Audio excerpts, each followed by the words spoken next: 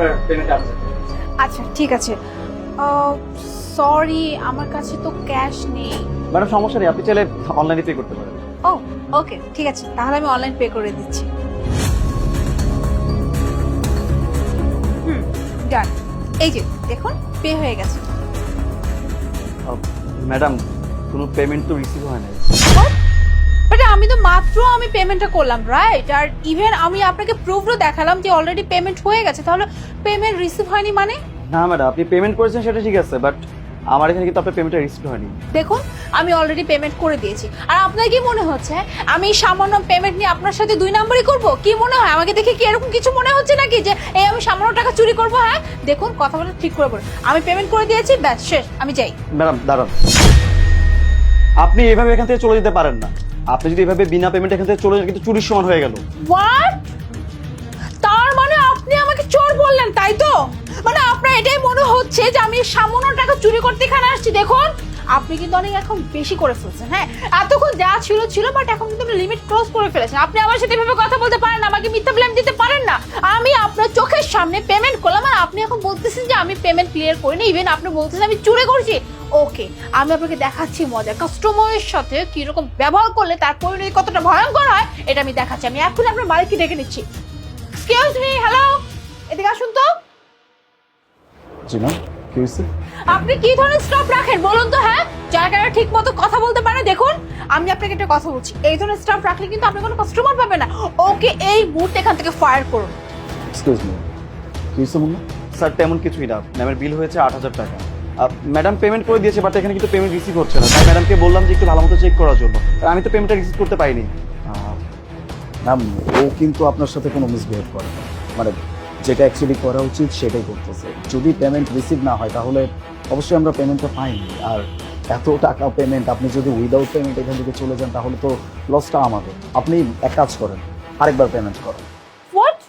আমি আবার পেমেন্ট করব মানে? হ্যাঁ আমি আবার কেন পেমেন্ট করব? বিকজ আমি অলরেডি পেমেন্ট করে দিয়েছি। হ্যাঁ আর আমি আপনার স্টাফকে কিন্তু দেখিয়েছি, প্রুফ দেখিয়েছি যে আমি অলরেডি পেমেন্ট ক্লিয়ার করে দিয়েছি। আপনি তবুও কেন আমাকে সেকেন্ড টাইম পেমেন্ট করতে বলছেন? হ্যাঁ ম্যাম হতেই তো পারে নেটওয়ার্ক ইস্যু, কোনো ঝামেলা। আপনি আরেকবার পে করেন, যদি টাকাটা চলে যায় তাহলে তো ব্যাপারটা মিটে গেল, তাই না? এক কাজ করি, টাকাটা দিয়ে দিই, টাকা তো আমার অ্যাকাউন্টেই চলে আসবে, যতই দেই না কেন দিয়ে দিই। ওকে ঠিক আছে, পেমেন্ট করছি।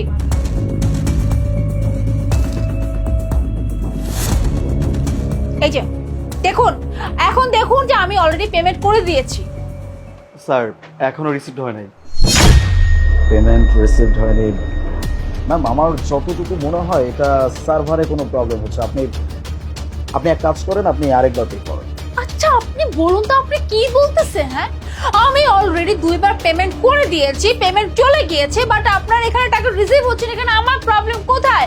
আর সার্ভারের প্রবলেমের কথা বলছে, ওকে ফাইন, সেটা আপনাদের প্রবলেম, আমার প্রবলেম না, বিকজ আমি অলরেডি পেমেন্ট করে দিয়েছি। তাহলে আমি বারবার কেন পেমেন্ট করব? আর টাকা তো আমার চলে যাচ্ছে, তাই না? এটা কেন বুঝতেছেন না আপনারা?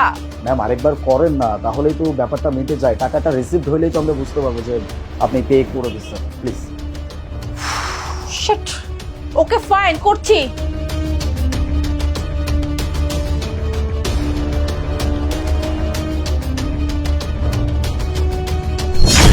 শিট, ব্যালেন্স কোথায় আমার?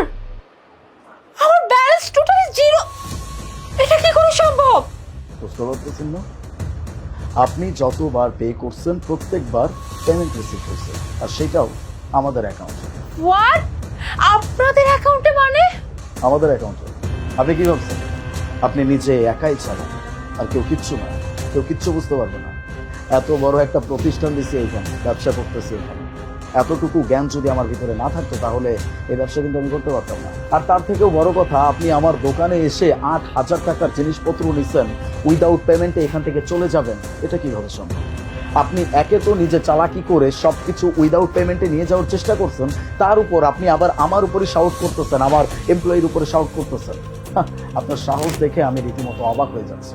যান, এখন আপনি আর একটা টাকাও ফেরত পাবেন না। আপনি যেই টাকা পে করছেন এটা আমাদের কাছেই থাকবে। আপনার জিনিসপত্র উঠান আর এখান থেকে চলে যান।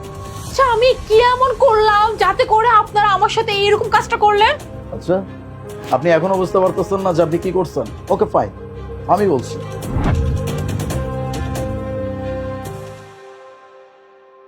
এবার বুঝতে পারছেন? একটা কথা বলে দিই, এখন মানুষজন অনেক আধুনিক হয়ে গেছে। আমার দোকানেও কিন্তু সিসিটিভি ক্যামেরা আছে, সব কিছু আমি দেখছি। আর তার থেকেও বড় কথা, আপনি যে চালাকিটা করার চেষ্টা করছেন এটার জন্য আপনার শাস্তি পাওয়া উচিত। আপনি যেই টাকাগুলো আমাদেরকে পে করছেন এই টাকার 1 টাকাও আপনি ফেরত পাবেন না।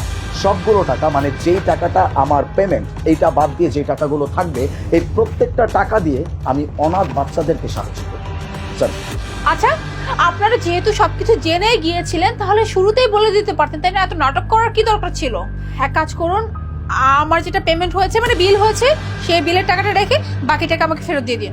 আমি তো আপনাকে বলছি 1 টাকাও আপনাকে ফেরত দেব না। এই সবগুলো টাকা দিয়ে অনাথ বাচ্চাদেরকে আমরা সাহায্য করব। এখনো ভালোই বলতেছি, চলে যান এখান থেকে। আপনি আমার কাছ থেকে এভাবে টাকা নিতে পারেন না। দেখুন, আপনি যদি আমাকে টাকা না ব্যাক করেন তাহলে কিন্তু আমি আপনার নামে পুলিশে গিয়ে কমপ্লেন করব। আচ্ছা, কল করবেন? ওকে ফাইন, আপনি কল করেন। করে কি বলবেন? আপনি নিজেই একটা স্ক্যাম করতে চাইছিলেন, সেটার ফাঁদে আপনি নিজে পড়ে গেছেন। আমার কিচ্ছু করতে হবে না, পুলিশ নিজেই সবকিছু বুঝে আপনাকে থানায় নিয়ে যাবে। আর তাছাড়াও ফুটেজ কিন্তু আমাদের কাছেই আছে। বাই দ্য ওয়ে, আপনাকে আজকে একটা নীতিবাক্য শুনবো। যে কোনো কারোর সাথে কিছু করার আগে একটাবার ভেবে নেবেন, এইরকম সিচুয়েশনে যদি আমি কখনো পড়ি তখন কি হবে। এটা বোঝানোর জন্য আজকে আপনাকে এই শাস্তিটা দেওয়া আমার জন্য, এটা বোঝানোর জন্য আজকে এই শাস্তিটা আপনার জন্য উপযোগী ছিল। যাই হোক, নেক্সট টাইম এরকম কোনো কিছু করার চেষ্টাও করবেন না। মানুষের ক্ষতি করতে চাইলে সেই ক্ষতির ফাঁদে নিজেরই করতে হবে। সো মাথায় রাখবেন।